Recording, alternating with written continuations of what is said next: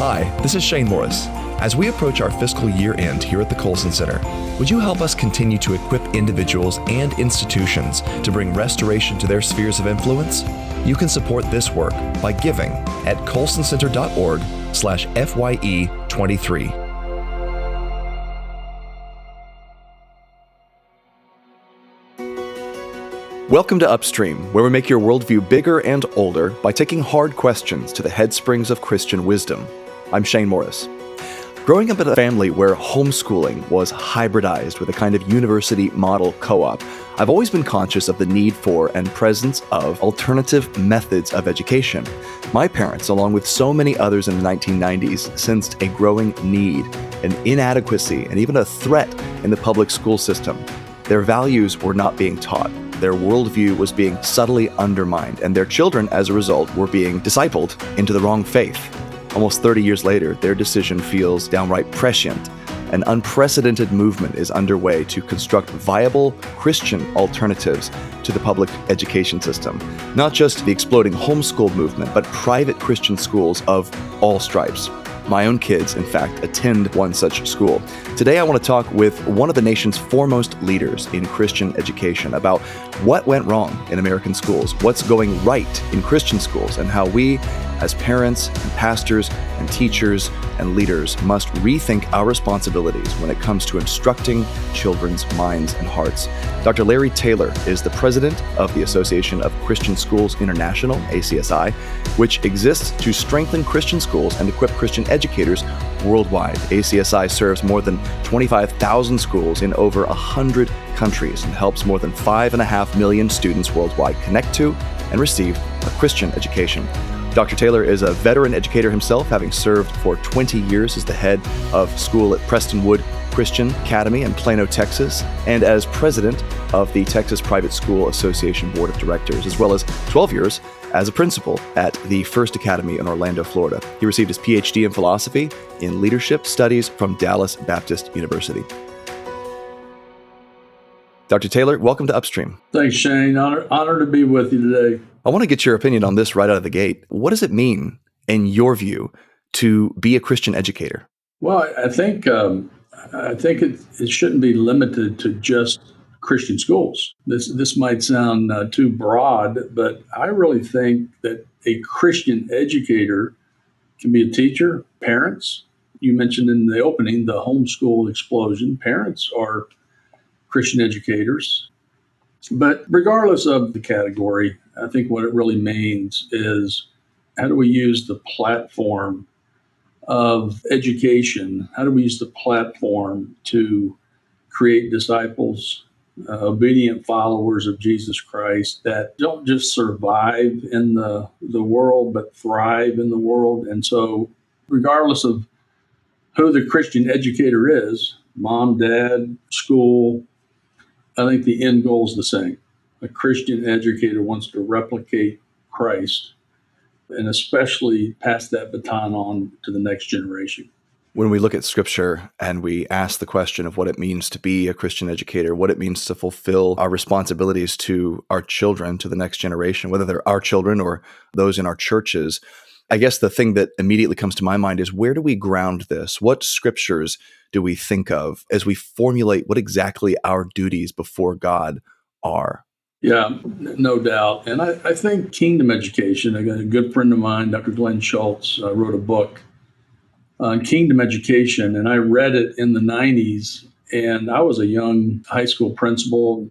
I'd come from the public school, didn't really understand the full philosophy at the time of Christian education, but the book Kingdom Education first changed me as a dad of 5 sons.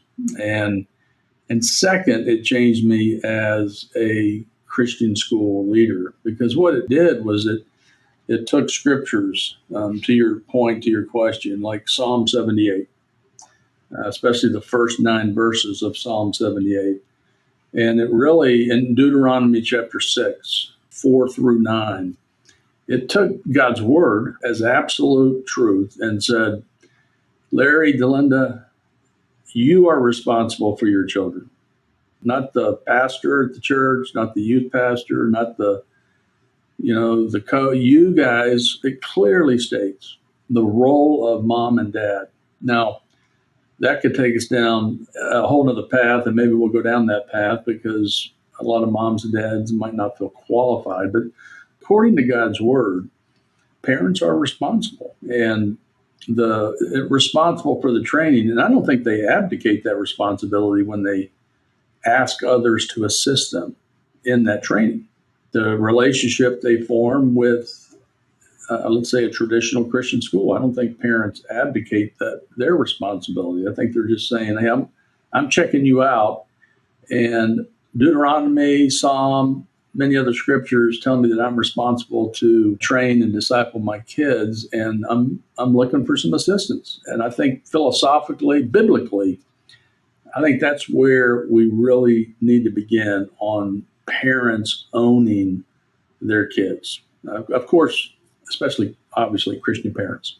This is a bit of a paradigm shift, Dr. Taylor. It sounds different from what I think many of us assume or just sort of lazily slip into believing living in the society we do. This sounds unseasonable, right? It's June, but there's this Christmas song, or plays at least every year on the stations, right? It's beginning to look a lot like Christmas, and I forget who wrote this one, who sings it. But there's a line in there where it says, "And mom and dad can hardly wait for school to start again." As a kid, I thought of that, and I thought, well, that's awful. I mean, they brought these kids into existence, and they're told that they're blessings from the Lord. They're a heritage from the Lord. And after a couple of weeks of the kids on vacation, winter break, they can't wait to send them back to school, right? It's just such a sad, even if it's meant for humor, it's just such a sad portrayal of, I guess, parental outlook toward our children, that we're just here as a sort of nanny service in the interim, but the real parents are the school teachers and the government and the system that we send them off to, so they'll get out of our hair, right? And I understand the sentiment, like I said, but there's something different when you're describing parents having the responsibility before the Lord to educate their children. It's like the buck stops with you. The buck stops with me. It's not anybody else's job. It's our job. And that doesn't mean we can't enlist help, but it does mean that we're the ones who have to, make those decisions and steward them in that way. It's different. Well said. Yeah, at the end of the day, I rarely, in my 35 years in education, I rarely will debate where a child goes to school, but how they are trained, I will debate. I tell you, my inclination to enter debates on where, that certainly has increased the last 5 to 8 years. In other words, I never throw rocks at public schools. I mean, Christian schools have enough to correct in and of themselves. But there has been, you're talking about a paradigm shift, there's been a significant acceleration of what's always been secular. It's just gone to a whole nother level. And we're seeing the response from people who want to be involved. They don't want to run from the world, but they love their babies. I mean, and they love the Lord, and they love God's word, and they're ultimately responsible. I will share this though.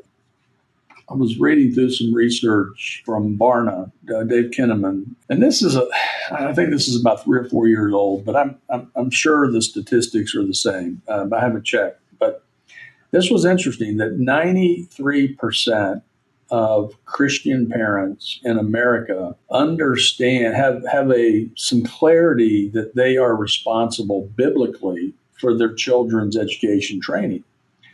That's the good news. The bad news, and it's really not a bad news, I think it's an opportunity, is that 88% of that same group did not feel qualified to do the discipling and the training. And so there is a huge paradigm shift. It's actually started before COVID. There has been and you mentioned it in the opening, there's been a significant, steady growth into non-traditional public schools, whether it's homeschool, Christian class schools, traditional Christian schools, Christian online. I don't want to sound cynical, but I think parents are waking up. But at the same time, I think we have an incredible opportunity if parents do not feel confident Man, what an opportunity for churches and parachurch and Christian schools to help mentor and disciple the parents so that they feel more confident. Without a spirit of condemnation or just sort of like, hey, you've got your kids in the public school and now you finally stumbled into something that's so objectionable you can't ignore it anymore. Well done, but have you been paying attention for the past? That's not the kind of attitude that you want, because number one, you're not going to win anybody over with that, and number two, I think, and I've come around on this sort of thing. I used to be much more of a kind of libertarian guy, but I think public schools are a good thing. I think they should exist. I think that it is a good thing to have a nation that educates its kids. And while I always think that Christian schools should also exist, in fact, I think the public schools should be Christian in a measure, but we can get get to there some other time. It is a tragedy that what's happening is happening, and it's not surprising that people are being caught off guard by this. Parents are being caught off guard. But I think what's happening, well, it's encapsulated by moments like what we just had this week, where President Biden put up the pride flag right there between the American flags, right on the lawn, in the mall in DC, right on the front of the White House. And it's emblematic, I guess, of something that we've seen coming for a long time. And that is the realization that you can't have a neutral or a nude public square. There will always be a dominant worldview that controls the civil sphere and thus controls, to some extent, public education. And if it's not going to be a Judeo-Christian outlook on reality, then it's going to be something else. And we're seeing the identity of what's going to replace of what already has in many ways replaced the Judeo-Christian outlook. And so people are waking up. They really are realizing we have to, in the meantime, as we work for the restoration of our country, our institutions, our government, we have to have a place for our children to go, and then build something even more permanent, perhaps, that could redefine education. And that to me is what's happening. And I really believe we have to go into it with an attitude of great mercy and understanding, and just a recognition of how tough this all is and how new this situation is for us. Shane, I couldn't agree more. And I love what you said about that we need public schools. As a citizen of this country, and I think this is not to repeat what you just said, but as citizens, we need all forms of education to be strong. Now, definitely the definition of strong for me is going to be different from a non-Christian. But just as a citizen, I mean, just looking at the pure literacy and basic curriculum and basic ideas, and it's a tragedy, especially when 85% of the 55 million students that went to school today, well, they're not in school today. It's June in America, so most of them are out of school. But the 55 to 60 million that will go to school in August, 85% are receiving, it depends on what state, it depends on what community, and honestly also depends on your ability. I hear all the time from godly parents that my son, daughter is in the honors program or the advanced placement, and they're getting a great education in the public school. So, you can extrapolate certain segments like students with higher abilities or whatever and say they're getting a great education. I think, and again, I don't want to sound cynical or judgmental. Condemnation is not my heart, but the sacred and secular divide, the dualistic approach to education that I think has just encapsulated parents for, I think, at least two generations, where we're going to pray and read the Bible at night and go to church and go to summer youth camp and do all that. But my kids are going to learn science and math and history and English at the local public school. That's what I meant earlier about strong education. Yeah, if you have a secular view of education, there are pockets of public schools that provide quality education. But when you define education and kingdom education is all about producing disciples, not head knowledge disciples. I know Christian schools, they can fall into that category. But that's the defining factor when you really talk about what's the end goal. The end. So a Christian parent, if their end goal is that their sons and daughters are going to be obedient followers of Christ for a lifetime, then you have to take a step back and say, Who spends 1 second with that piece of clay called my child? Who's going to mold? Who's going to form? Who's going to, reason and persuade and debate? And so, for the sake of our country, we have real issues. And you mentioned the whole Biden thing, and man, I could really go off on that. I'm part of a group right now that's working on some transgender related legislation to protect our private Christian schools. But that was an excellent picture. I think that's in everybody's mind this week, is that picture of how it's no longer just like secular, like a non-Christian.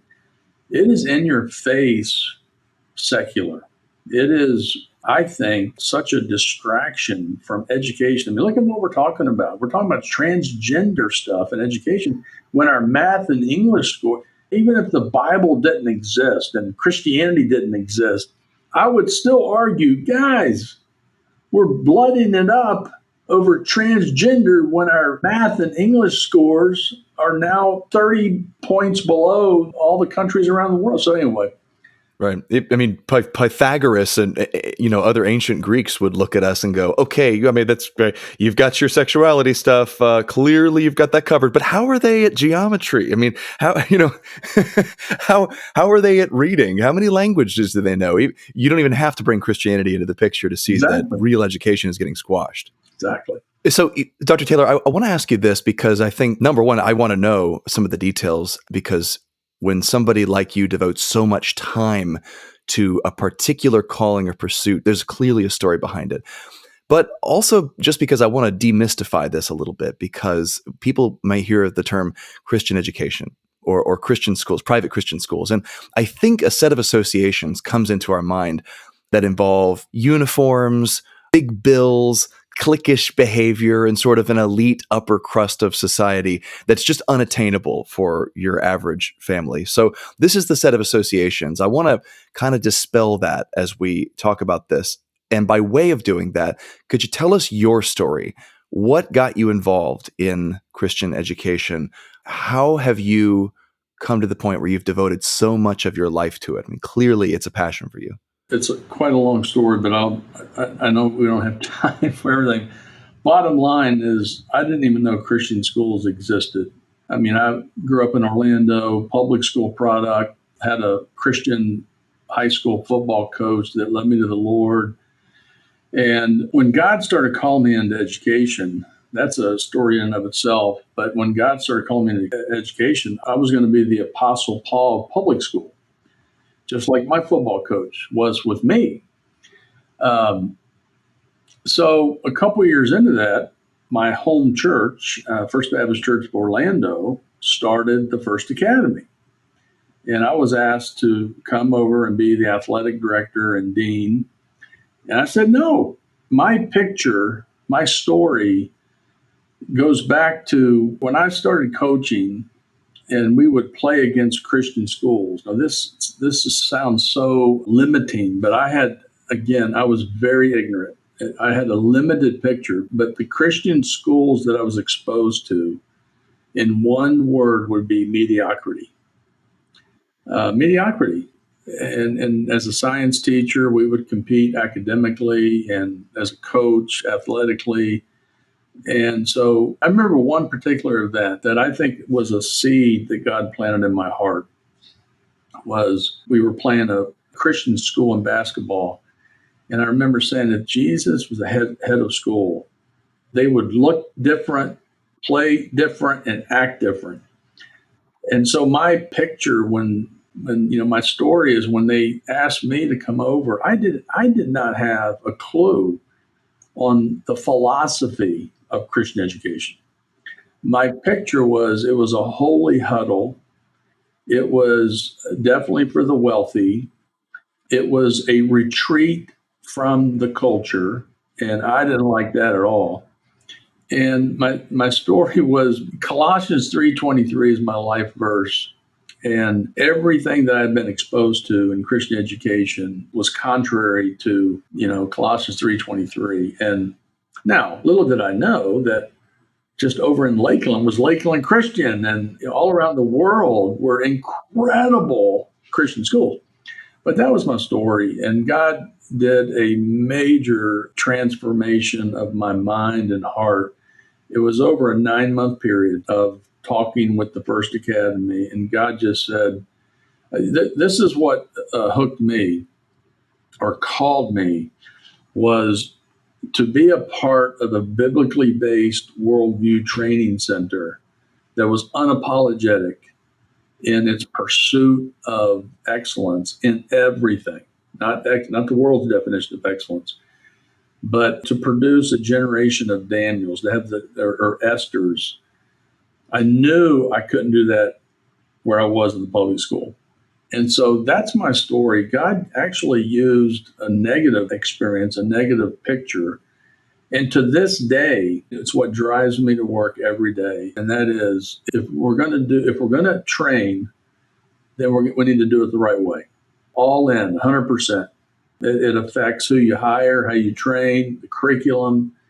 It affects everything. And so that's my story. I mean, I didn't grow up in a Christian school. So blessed that all 5 of my boys graduated from a Christian school. But that's my story. It's almost like the inadequacy of Christian schools is what inspired you to get involved, instead of much later on, it's the inadequacy of public schools that is inspiring so many people to get involved with the movement. Well said. There's a question, I think, that lies at the heart of that. You spoke of making our young people, our children, into Daniels or Esthers or people of excellence in the society around them. So one of the things that really stands out, particularly about Daniel and his companions and that whole account in the book he writes, is that they weren't just godly and faithful. They were godly and faithful, and they did so even to the point of, execution by lions or furnace. But they were also excellent. They also stood out among all the people of Babylon. They stood out as these exiles from Judea stood out as like, wow, these are truly excellent young men. These young people deserve to be at the forefront of our society, advising the king, helping run the affairs of the empire, right? And that raises the question of what exactly we're doing in Christian education, because I think perhaps the source of that mediocrity you're talking about that we've all seen, right, is that we tend to think, we get lazy and we just think that if we check the Christian box, right, everything else is good, that we can just have a mediocre education and slap Christianity on top of it, and then we're okay. But that's not really what we're doing, is it? There's something much more important that we're trying to achieve here. Could you kind of describe that from your perspective? I love your mention of Daniel. And man, I know I mentioned it, but to be at that seat that he was in, and for Nebuchadnezzar to continue to give him a raise, I mean, his territory of influence just grew in a totally Babylonian secular culture. I really think that this is an interesting thing to kind of unpack, but I really think that obviously the most important thing is to truly believe that God has an assignment. I believe that God has an assignment for every person, and discovering that calling, whether it's to be a teacher or something in business or law or medicine. And so preparing them, letting them obviously discover God's call in their life. But when they do discover God's call on their life, have they been prepared? And I would say, I remember getting tired of complaining about Washington, D.C., complaining about Hollywood, complaining about Wall Street, and saying, you know what? We have an opportunity in our Christian school to actually quit complaining and actually do something about it. And so if our product, I don't view children as commodities, but if our product was like a Daniel that entered Wall Street, that entered Hollywood, they would still probably get thrown in the furnace, but there would be at least a Christian at the seat in the epicenter of decision makings that control our culture. And so, to me, excellence is not, I mean, that's what, when I wrote my book, Running with the Horses, it was all about how to prepare our kids to run with the horses. Jeremiah 12:5. If I think statistically, Shane, I think you know this probably better than I do, and I know John Stone Street. Statistically, the way we have trained children, and I'll throw Christian schools in there too. The way we have trained children, if you look at how they're doing when they go out into the Babylonian culture, we need to adjust. And I think that's what's happening right now. I am so encouraged by the adjustments that Christian schools are making, all different deliveries of Christian education, so that when they do go out into the true moral relativism, Paul talks about it in Colossians 2 6 through 8, they are so well trained not just in their scholastic or their cognitive or their intellect, but that they are truly Acts chapter 17 Christians, where they run into the Stoics and the Epicurean, different philosophy. Paul knew he was in a pluralistic Athenian culture. And his strategy, he knew that he couldn't just start preaching about Jesus. He had to navigate and build that bridge. And I call that scholastic discipleship. I mean, we have an opportunity at Christian schools to truly disciple change agents that are agents for Jesus Christ, ambassadors for Jesus Christ in any field, unapologetically in any field that God calls them to. And I think if we're not preparing them for that, well, that was the picture that I shared earlier about some of the Christian schools that I had been exposed to. They were violating what it said in Jeremiah 12:5. I mean, it basically says if you're stumbling in safe country, right, then what in the world is going to happen when you go out and run with the horses? And so I think we need to, I mean, the training process, and of course, parents have to be responsible for, but the training process, man, there is what an opportunity we have in our Christian schools and other forms of Christian education to make a significant impact for Jesus Christ. I'm talking today with Dr. Larry Taylor, president of the Association of Christian Schools International, about the revolution that's happening right now in Christian education. We're going to take a quick break. We'll be right back. Upstream listeners, we're excited to announce Colson Center National Conference online for just $49. You can learn from Justin Bailey, Stephen Meyer, Briston Wagoner, and many more speakers from our annual Christian Worldview Conference. And if you use promo code UPSTREAM, you can receive $5 off. That's promo code UPSTREAM. For more information about this on-demand experience, visit colsonconference.org. We're back on Upstream talking with Dr. Larry Taylor, president of the Association of Christian Schools International, about how Christians are changing the face of education. Dr. Taylor, I want to talk a little bit about ACSI itself. Tell us what it is, what's the call and mission, what's the burning drive behind the organization, and what does the work look like day to day and year to year? I'd love to talk a little bit about ACSI. ACSI is approaching the big 50th anniversary in a few years. And I think what I'm most proud of, Dr. Paul Keenel, our founder, who died a couple of years ago, is that the mission of ACSI remains consistent, and that is to assist Christian schools, Christian educators in what they do. And so ACSI provides recognized accreditation. When I say recognized, we're recognized by the state.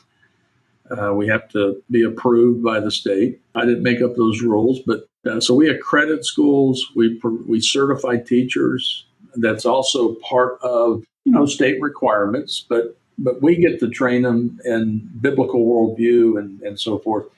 We provide live and digital professional development.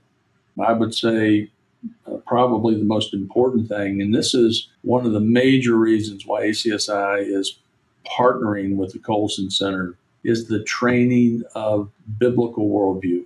That is paramount for ACSI. That to me is the difference factor with ACSI. And if we don't train in biblical worldview, then they can go get accreditation anywhere.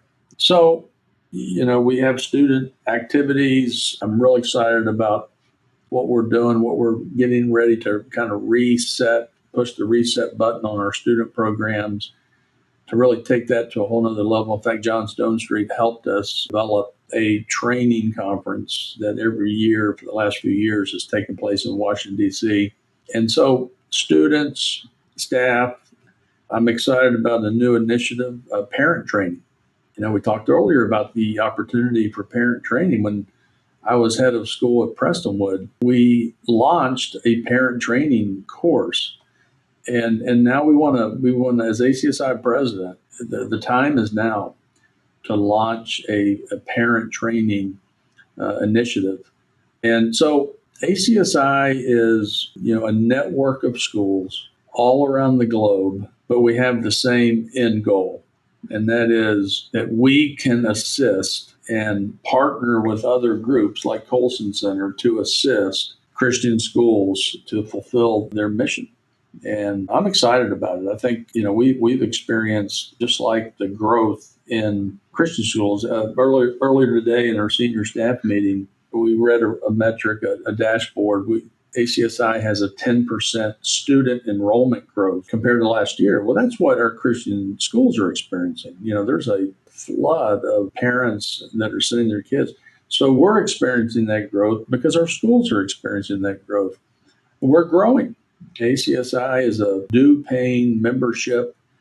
And one of the things that they get for their dues is several full time legal experts in Washington, D.C. And we're replicating that around the globe in all of our 8 divisions. But, we have full time staff that studies and tracks what's happening in legislation per state. And so it's not just a federal issue, it's a state issue. So we have legal experts. And so we represent schools legally. We usually partner with other organizations like ADF that will walk the legal protocol through. So, we have 3 pillars right now that define us: advancing, access, and advocacy. We want to advance Christian education. We want to increase access. And we want to advocate. And that is to tell the story of Christ centered education, but also to protect the space, the religious liberties. That has quadrupled over the last 3 to 5 years. Unfortunately, the amount of time that we have to spend on protecting our religious space. So, ACSI is the largest Christian school association, Protestant, in the world. And I don't say that in an arrogant way. I just say that we have big numbers, and that helps us when we are at the state or the national level trying to advocate for Christian education. It's kind of frustrating in a way to have to make the case for something like Christian education, because the more history you know, the more you realize that, as a former colleague of mine likes to put it, he wrote for Breakpoint for many years, secular folks, you're going to miss us when we're gone. Speaking for Christians. And it's true, because you look at the history of the schools, look at the history of the hospitals, look at the history of the humane organizations, the human rights organizations, all of these manifestations of that humane impulse to build up and improve the lives of men and women and children and to help those in need. Those all emerged predominantly out of this Christian impulse. I mean, how many Saint Atheist whatever hospitals are there in your local city? They just aren't there. No, And no. this is where like Catholic schools and things are another great example, and that's separate from what you're doing. But the reality is Christians have always been deeply invested in this project of education, and we've always been able to produce these just shining examples of not only mastery of theology or religious concepts, but mastery of life concepts, excellence in our fields. I'm going to speak in just a few minutes here with Melissa Cain Travis, who wrote this book about Johannes Kepler called Thinking God's Thoughts, right? And she goes through all Kepler and then all the founders of modern astronomy and of the scientific revolution more generally. And it's just the Christian motivation behind these guys is enormous. And so we've got a great deal of history and historical capital, civilizational capital, you could say, to make this case with. It's frustrating to have to be like, hey, secular government, will you please let us exist? Will you please let us do what we're doing? But the having the heft of an organization like ACSI to help make that case on behalf of schools who don't have the time or resources to do that for themselves.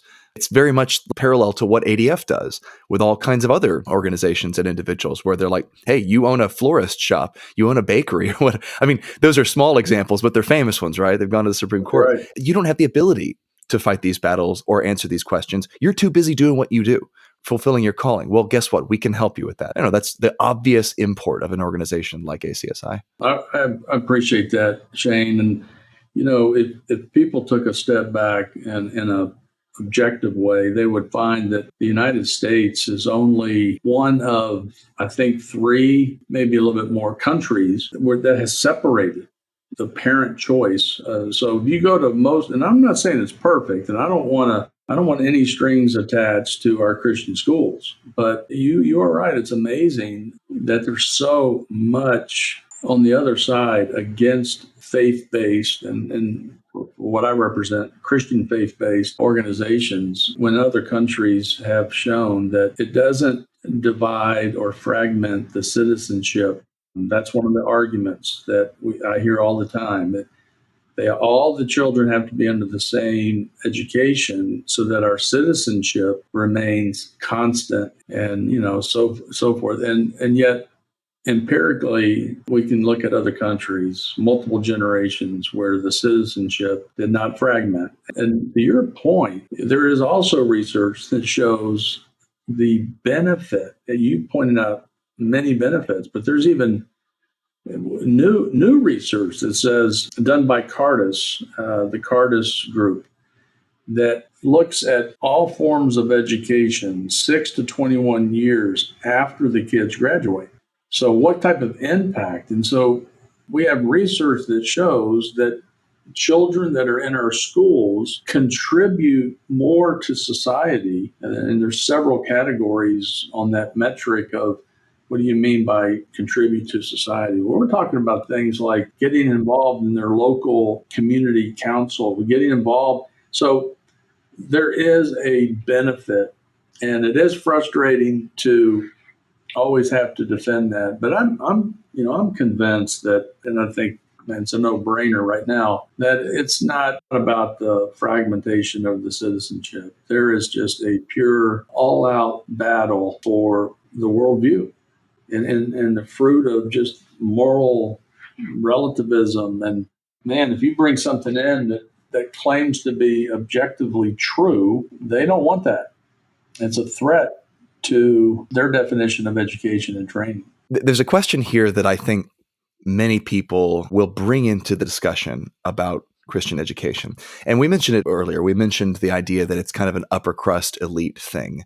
And I think many people still have this image that Christian education is just out of their reach, affordability wise. You have oversight over one of the largest networks of, like you said, probably the largest network of Protestant Christian schools in the world. What is your observation about that?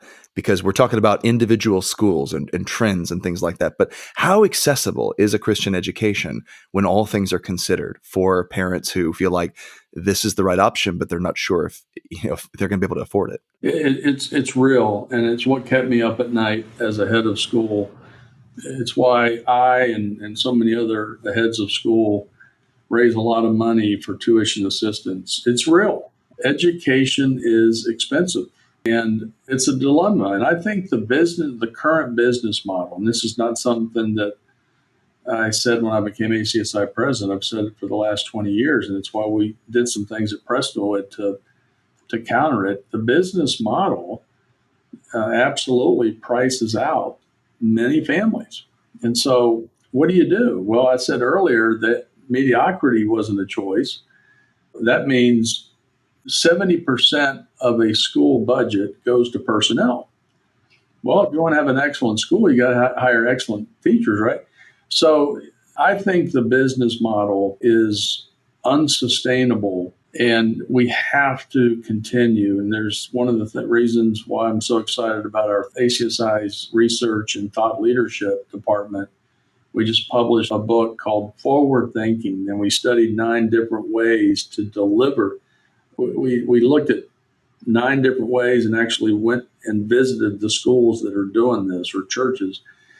And so we're really challenging our pastors and our school leaders and our trustees to, if we're going to increase access, then affordability is a major factor. And so, personally, I think I've been praying and working on the side for many years on where does the revenue come from? And, right now, predominantly in Protestant schools, the revenue comes from parents. The second piece of revenue, the second stream of revenue for tuition comes from the school raising money. And that's good. That's working for some. But I think, as I've debated not too long ago with a group of pastors, a friendly debate, that if the church looked at how we train kids and said, this is the best way, I'm not saying Christian education is the best way, but let's just say, for the sake of argument, we had a group of pastors and they said, this is the best way to train kids to be disciples of Christ, then the business model should follow that. I'm a strong believer in that. In other words, you can see where I'm going. I think the future of Christian education for families who can't afford it, I think the revenue, it needs to be subsidized. Excellence is not negotiable. It has to be, excellent. But the business model of most Protestant churches today does not include Christian education. And I think someday that's going to change. I don't think money's a problem. I really don't. I think the allocation of money is the most important thing that we're facing right now. It is a real issue. I think churches and entrepreneurs, there's so many different ways we can advance increasing access to the families who can't afford it is an excellent opportunity. What an opportunity that we have to go into the inner city or to go into the group that gets hit the hardest right now is the middle income group, especially if they have more than one kid trying to get into a Christian school. I would know a thing or two about that group. I was going to say, I think you do. So the revenue stream, it's a real challenge. I'm very optimistic that there's going to be a day when the revenue streams to advance the best training probability of producing not mature necessarily, because I think maturity happens beyond graduation.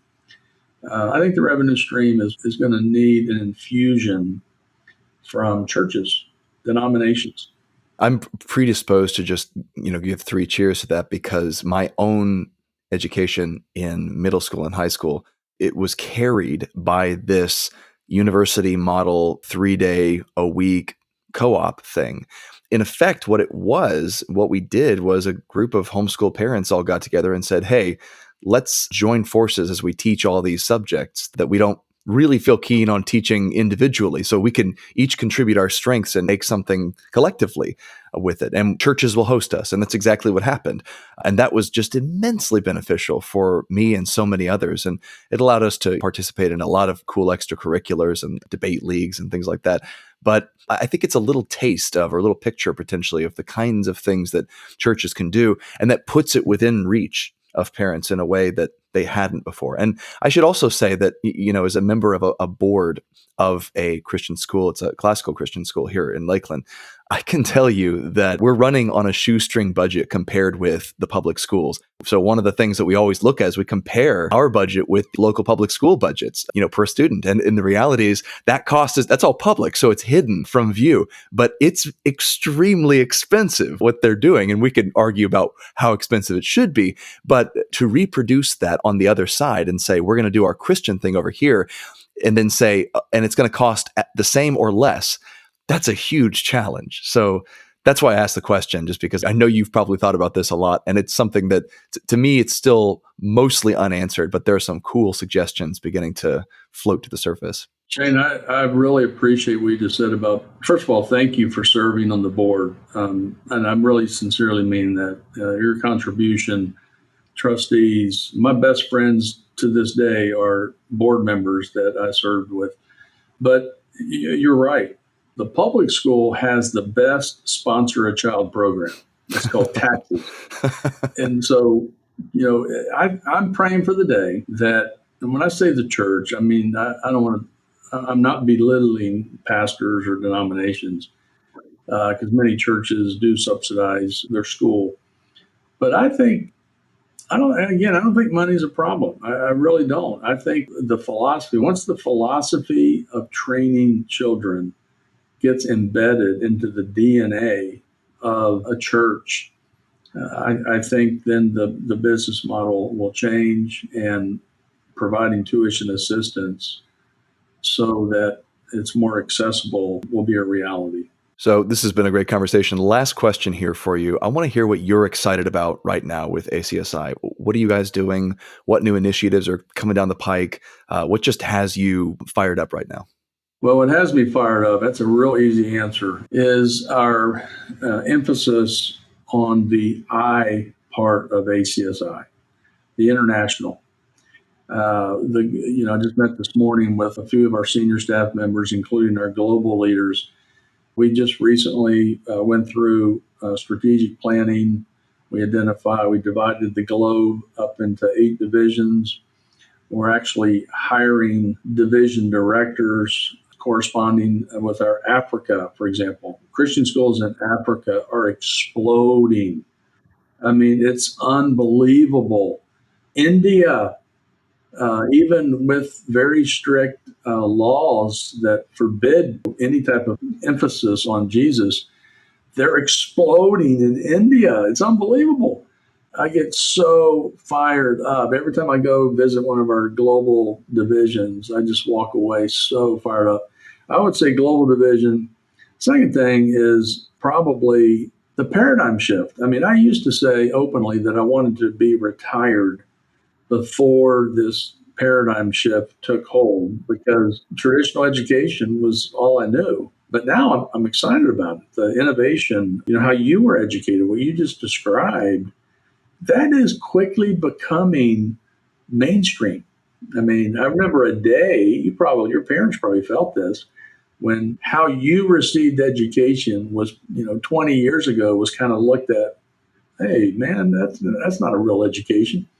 It actually is. And that excites me. The innovation of individualized, personalized, parents know their babies better than anybody. And parents want the best for them. So that really has me excited. ACSI's initiatives to develop micro schools. I can't share everything right now, but we're working with your state of Florida on an initiative. I think it's going to happen, but training aggressively, assertively churches on how to launch micro schools. Micro schools are just booming right now. I love it. I used to be scared to death of all that non-traditional stuff. And now we're diving in, and ACSI is diving in right with the paradigm shift. Yeah, it's a whole new adventure out there. Well, my guest today has been Dr. Larry Taylor, president of the Association of Christian Schools International, ACSI. Dr. Taylor, thanks so much for joining me and for your excellent and essential work. I think this conversation is vital to have. Thank you so much, Shane. Thank you for what you do. Keep up the great work. You guys are making a huge, huge difference. I'm glad to hear it. Praise God.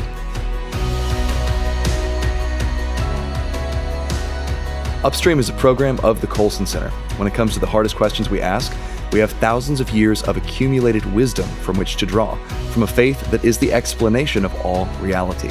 So come upstream and learn to understand the world, the church, and the God who has placed you in them. Be sure to rate the podcast and subscribe in your listening app. You can also connect with us on social media or by visiting upstream.colsoncenter.org.